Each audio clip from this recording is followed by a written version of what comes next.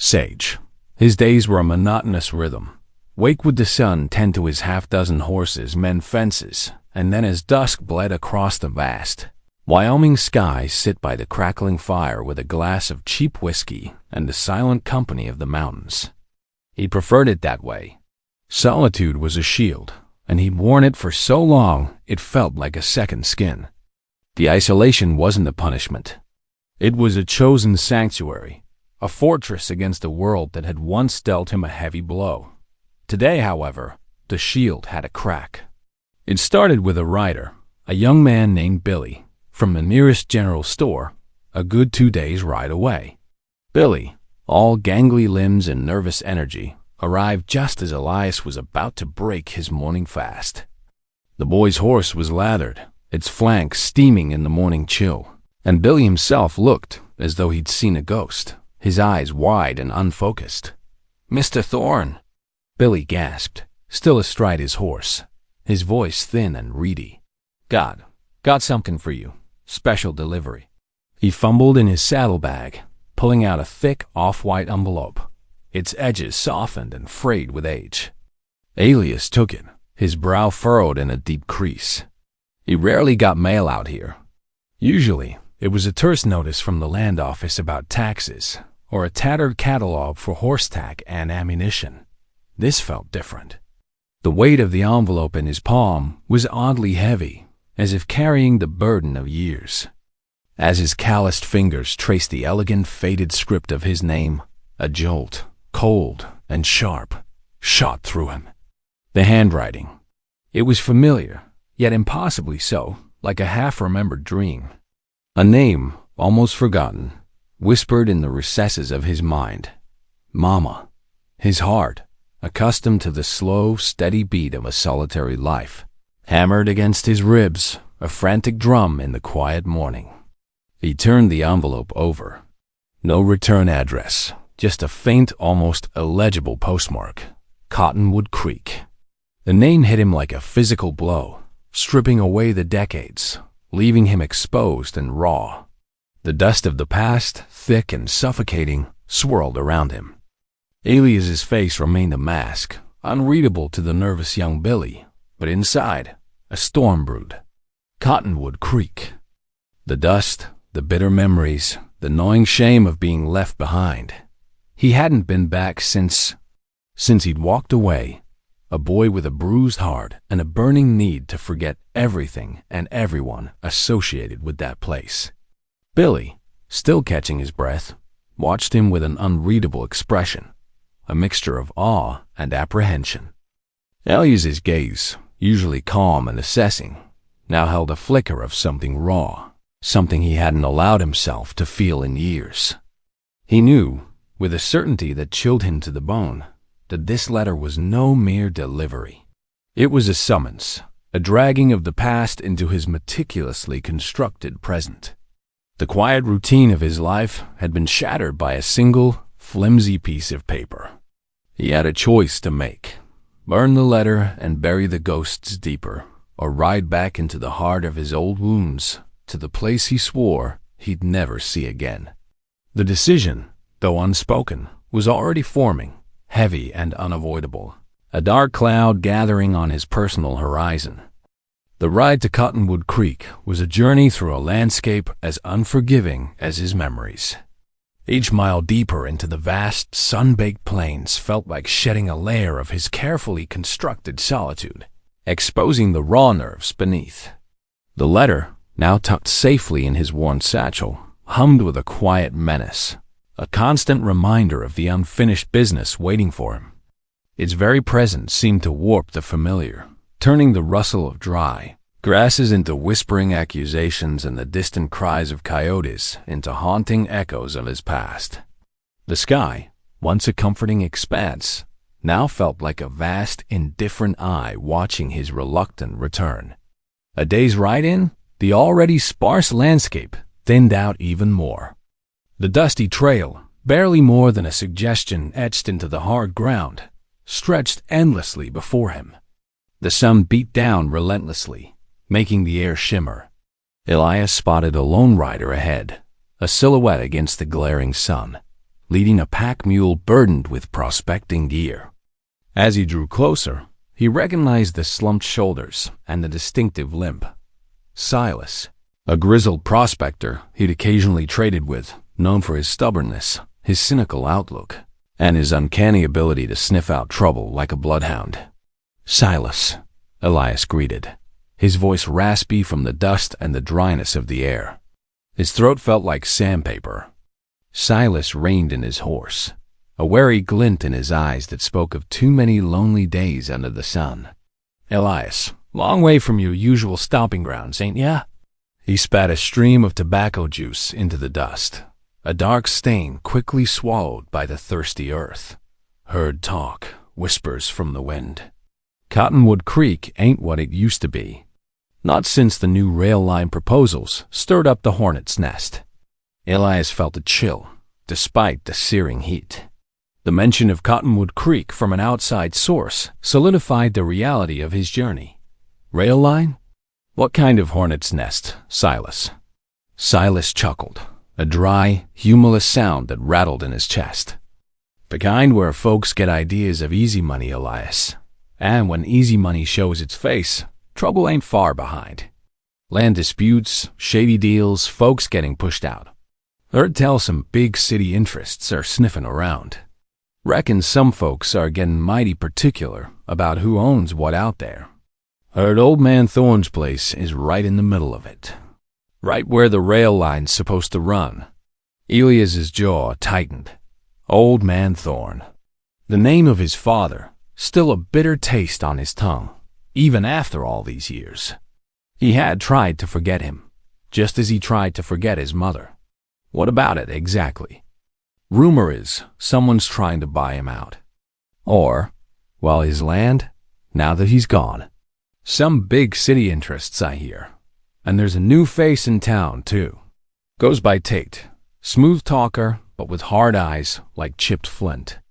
Quiet, mostly, but with a nasty streak when crossed. Seems to have a finger in every pie, from the saloon to the land office. Silas adjusted his hat, his gaze shrewd and piercing, as if trying to read Elias's very soul. "You ain't going back for some sentimental reunion, are ya, Elias? Because that ain't what's waiting for you." The silence that followed was heavy, punctuated only by the jingle of harness and the distant buzz of flies circling a patch of cactus. Elias didn't answer. He couldn't. Silas, ever perceptive, seemed to understand. He just nodded slowly, a knowing look in his eyes.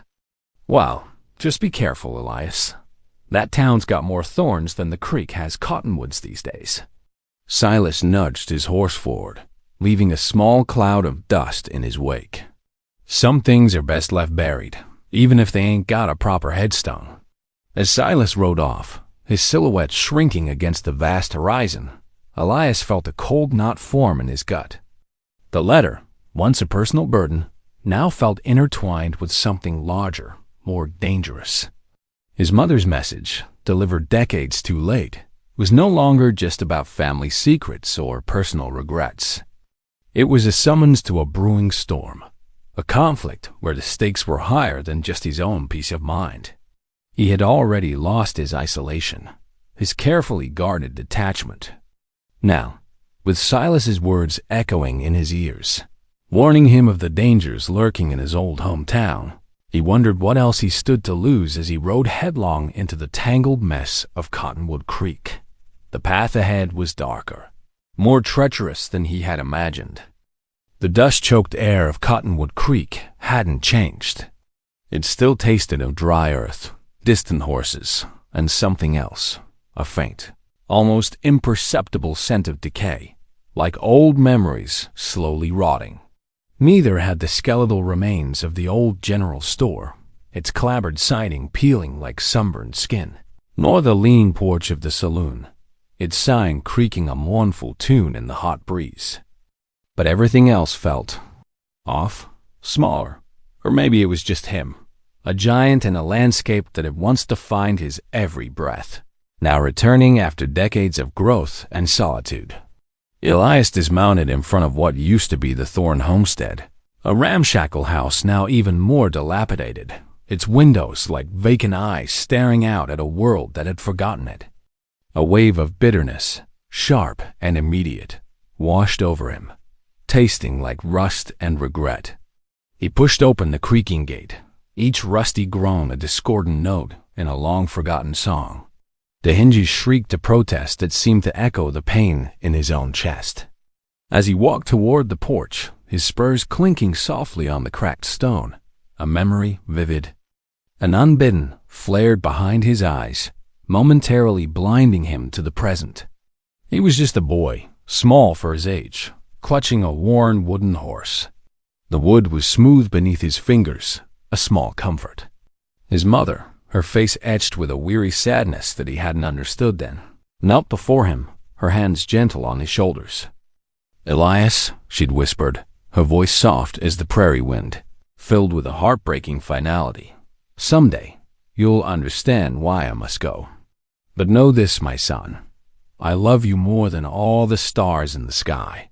Then she was gone, a blur against the setting sun, disappearing down the dusty road, leaving him with his father's cold silence and the hollow ache of abandonment that would fester for years. He remembered the anger, a searing heat that had consumed him for years, hardening his heart against any mention of her, against any hope of her return. The flashback receded, leaving Elias standing on the porch, a man hardened by time and loneliness, but still, beneath it all, that small, hurt boy. The anger was still there, a dull ember, but now it mixed with something else, a gnawing question, a desperate need for answers that only she could provide. Why now? Why this letter, decades after she'd vanished from his life? What had compelled her to reach out from the grave? He pushed open the front door. Inside, the house was a tomb, thick with dust and the scent of decay, a monument to a life abruptly abandoned.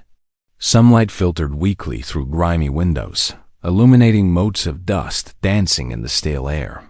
He walked through the familiar rooms, each one a relic of a life he'd tried to erase. The kitchen with its rusted stove, the living room with a single broken rocking chair.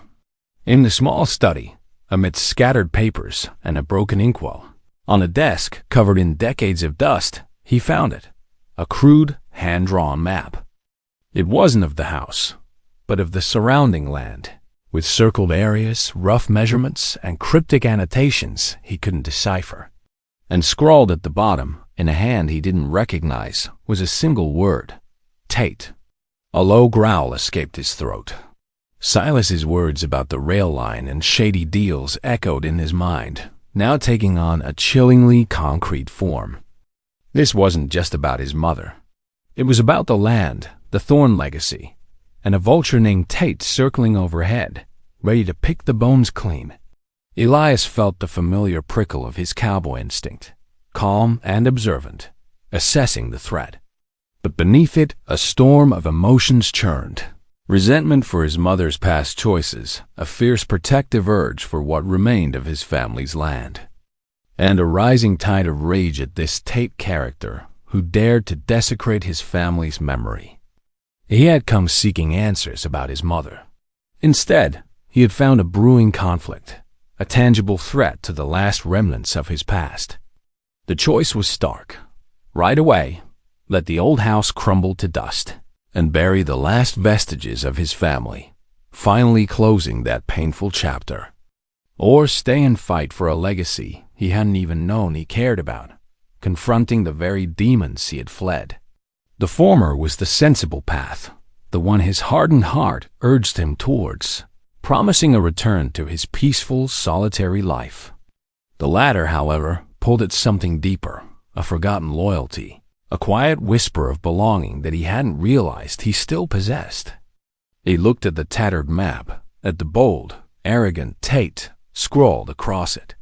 His heart, against all reason, against every fiber of his being that screamed for escape, began to lean towards staying. The next morning, Elias walked into the dusty Spur Saloon, the town's grimy hub of gossip, cheap liquor, and broken drinks. The place was hushed, the usual boisterous chatter and clinking of glasses replaced by wary glances and a palpable tension. Every eye followed him. The stranger who rode in stirred up the ghosts of Cottonwood Creek. He spotted him immediately. Tate. A slick, well-dressed man, far too clean for Cottonwood Creek, sat at a corner table, surrounded by a few burly men who looked more like hired muscle than locals, their eyes hard and watchful. Tate's eyes, cold and calculating, met Elias's across the smoky room, a silent challenge passing between them. Elias walked directly to Tate's table, his spurs jingling softly, the only sound in the tense silence that had fallen over the saloon. He stopped, casting a long shadow over the table, an imposing figure. "You're Tate," Elias stated, his voice low, a rumble like distant thunder. It wasn't a question. It was an accusation. Tate, surprisingly, smiled, a thin, humorless slash across his face that didn't reach his eyes. "And you must be the prodigal son. Elias Thorne.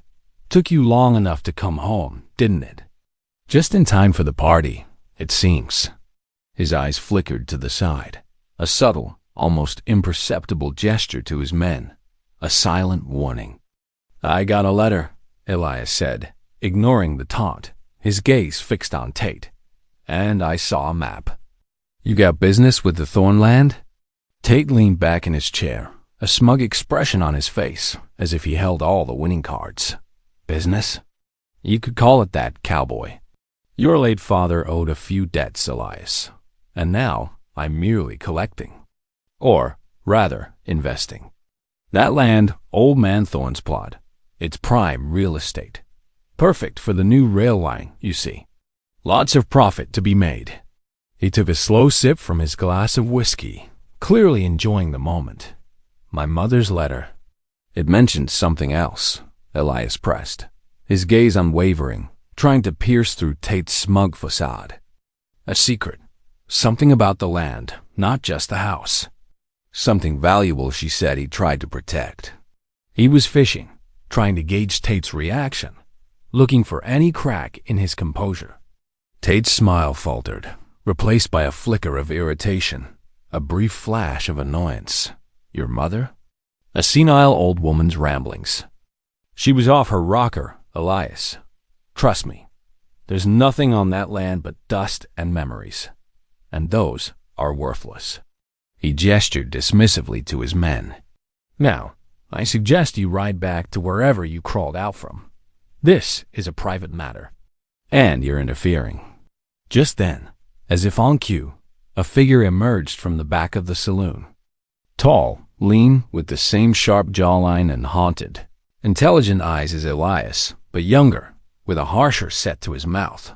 It was him, his half-brother, Caleb. He walked with a noticeable swagger, a defiance in his step. "Tate's right, Cowboy," the younger man said, his voice flat, devoid of emotion, a cold echo of Elias's own. "There's nothing here for you, just trouble, and we don't need you stirring things up." Elias felt a sharp, unexpected pang in his chest. This was the confrontation he'd dreaded most, the reason he'd avoided Cottonwood Creek for so long. His half-brother, his own blood, standing with the very man threatening their past, their legacy. "You're taking his side, Caleb?" Elias's voice was barely a whisper, strained with disbelief and betrayal, but it cut through the silence like a knife. Caleb's eyes narrowed, a flicker of something unreadable passing through them before settling into a mask of indifference. "Side? I'm taking the side of reality. This land is worthless. Tate's offering a deal." Tate's offering a deal. A better deal than anything this Dust Bowl town has seen in years. Better than nothing. A deal? Elias scoffed, the word tasting like ash. Or a swindle? "He burns houses, Caleb. He'll burn you too." Suddenly, Tate's smirk returned, wider now, a predatory grin. "Oh, Elias, you just can't let go, can you? Always clinging to the past. Always the sentimental fool. But I'm afraid your sentimentality is going to cost you dearly." He snapped his fingers, a sharp, commanding sound that broke the tension. "Caleb, escort our guest out. He's clearly overstayed his welcome. And make sure he doesn't come back." Caleb hesitated for a fraction of a second, his eyes meeting Elias's, a brief, silent communication passing between them, a flicker of doubt, perhaps, or a warning. Then, with a curt nod, he stepped forward, his hand reaching for Elias's arm.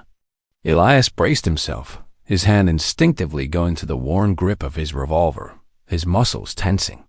This was it. The moment everything seemed lost. His brother, his only living kin, was turning him away, aligned with the very force that threatened to obliterate their shared history. The weight of his mother's letter, with its promise of secrets, now felt like a crushing burden, its purpose seemingly thwarted. Just as Caleb's fingers brushed his arm, the saloon doors burst open with a crash, and a ragged, breathless young woman stumbled in, her eyes wide with terror, her hair disheveled. "Fire! The old torn place! It's burning!" she screamed, her voice raw with panic. The announcement hung in the air, a shocking, unexpected twist that shattered the tension. Elias froze, his blood running cold, his hand dropping from his weapon. The Thorn homestead. His mother's letter, tucked away in his satchel, still inside. Everything. Burning. The past, literally consumed by flames. The smoke plumed against the setting sun, a dark, bruised smear across the horizon, painting the sky in shades of orange and ash. Elias stood by the smoldering ruins of the Thorn homestead, the acrid smell of burnt wood stinging his nostrils, mingling with the bitter scent of disappointment. His satchel, and with it, his mother's precious letter, were gone, consumed by the hungry flames. A raw, aching emptiness settled in his chest, a wound deeper than any bullet, more profound than any physical injury. He was physically unharmed, but inside he was broken, stripped bare.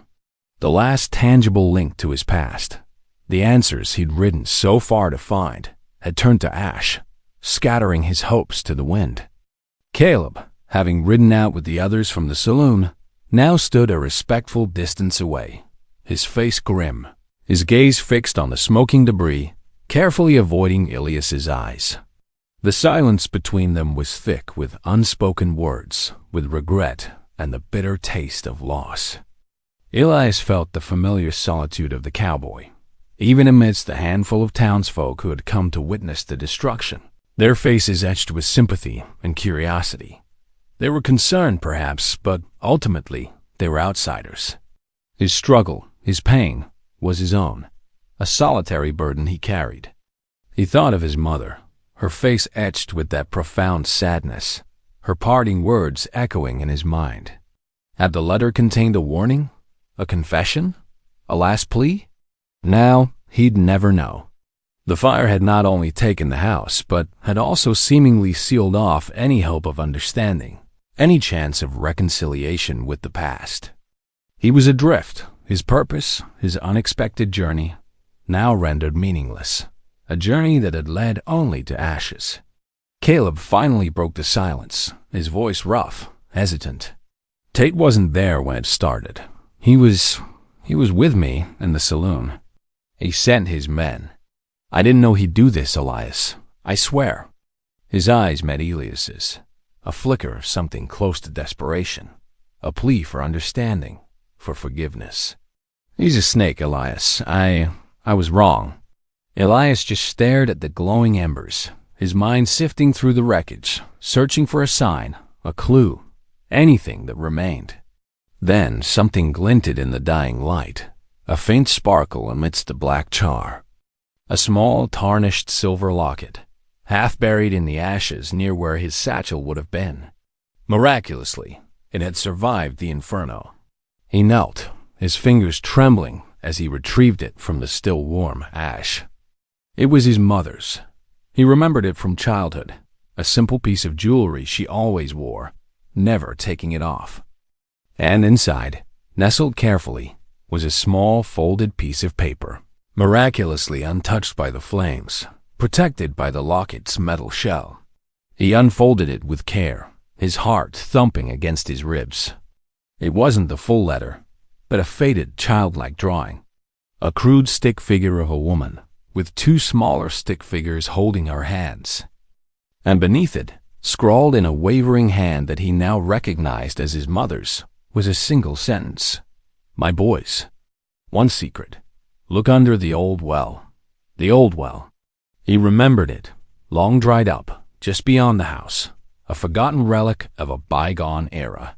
A new, desperate hope ignited within him, a fragile flame in the ashes of his loss, a lifeline thrown from the past. This was it. A last chance, but it came with an undeniable risk. Tate, whoever he was, had shown his hand, proven his ruthlessness.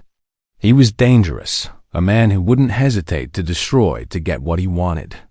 And Elias was alone, his connection to Caleb fractured, his primary lead destroyed. He looked at Caleb, then back at the locket and the drawing. The drawing, so simple, yet so potent, spoke of a past they both shared, a bond that transcended the bitterness and years of separation. The first chapter, his arrival, the letter, it had all led to this. The fire, meant to erase, had instead illuminated a path, a hidden message in the destruction. With a renewed sense of purpose, tinged with a deep uncertainty about what he might find, Elias rose. He looked at Caleb, and for the first time, saw not just a stranger, but a reflection of himself. The silence before the end was broken only by the crackle of embers and the distant howl of a lone coyote, a mournful sound swallowed by the vast indifferent night. He had to go to the well. He had to know. He had to finish what his mother had started and what Tate had tried to burn.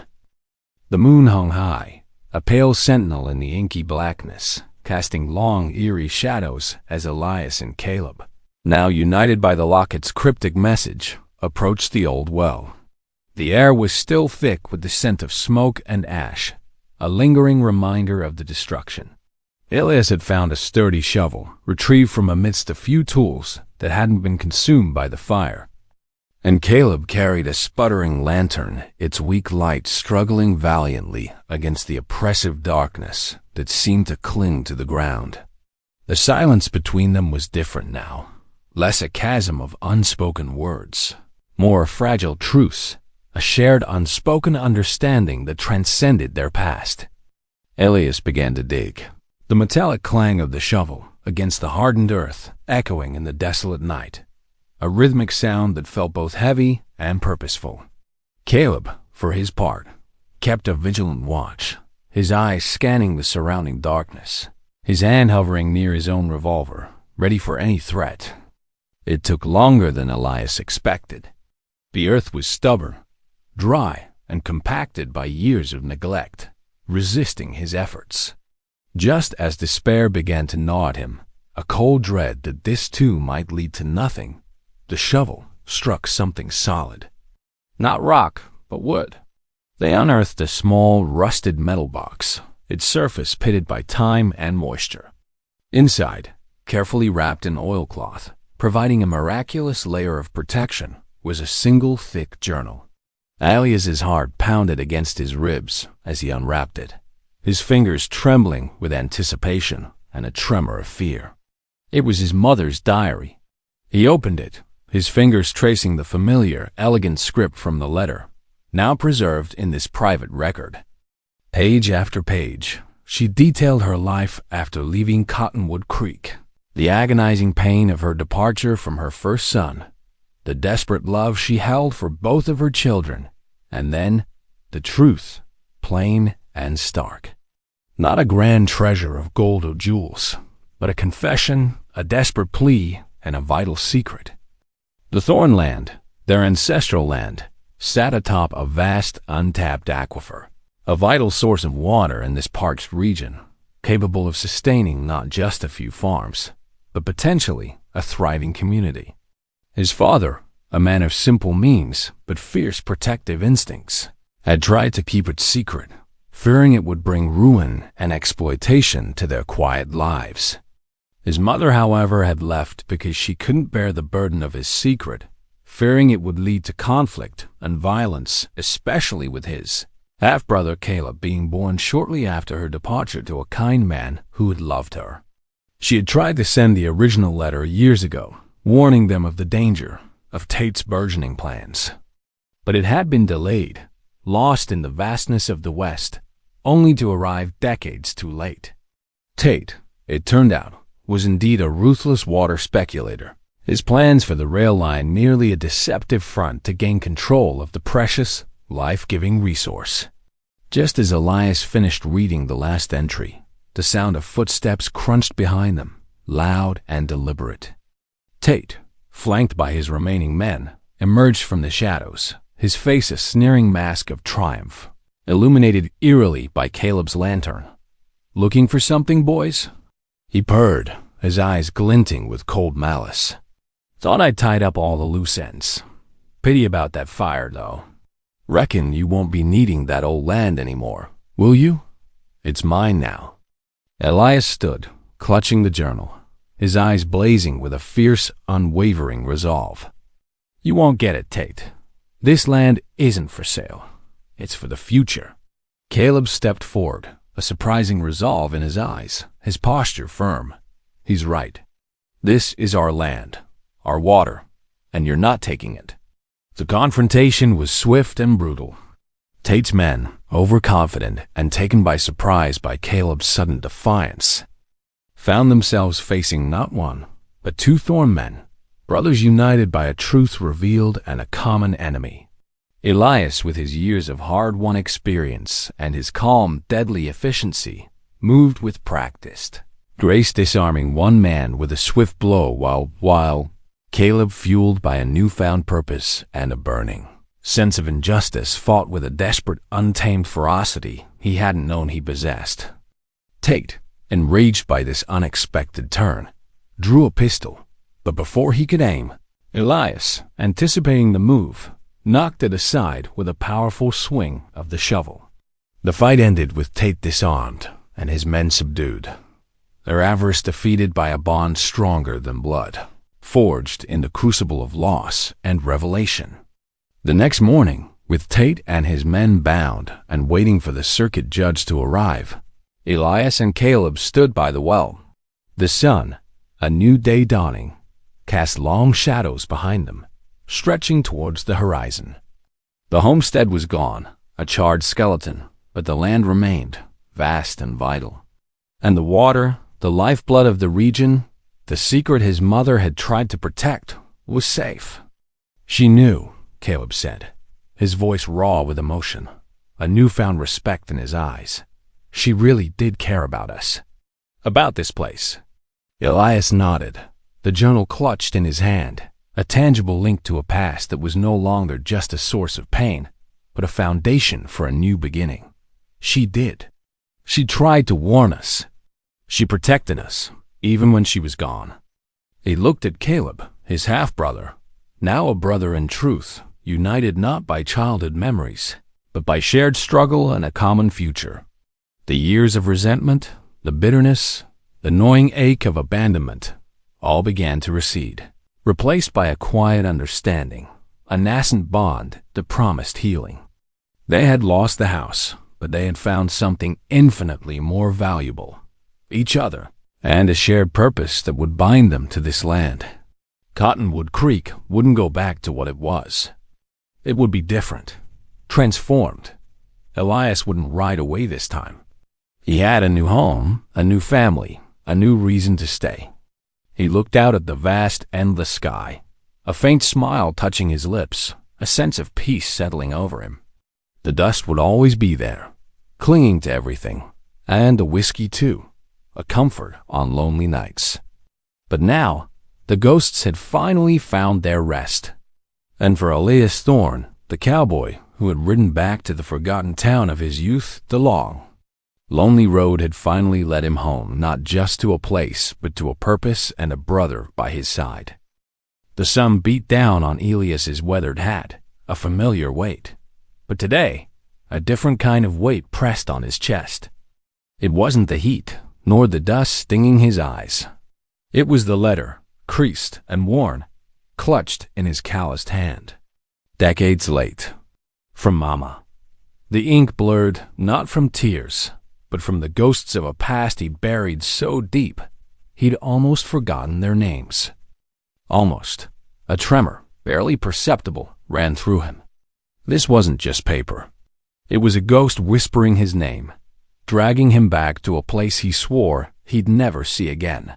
A forgotten town shrouded in shadows and untold secrets.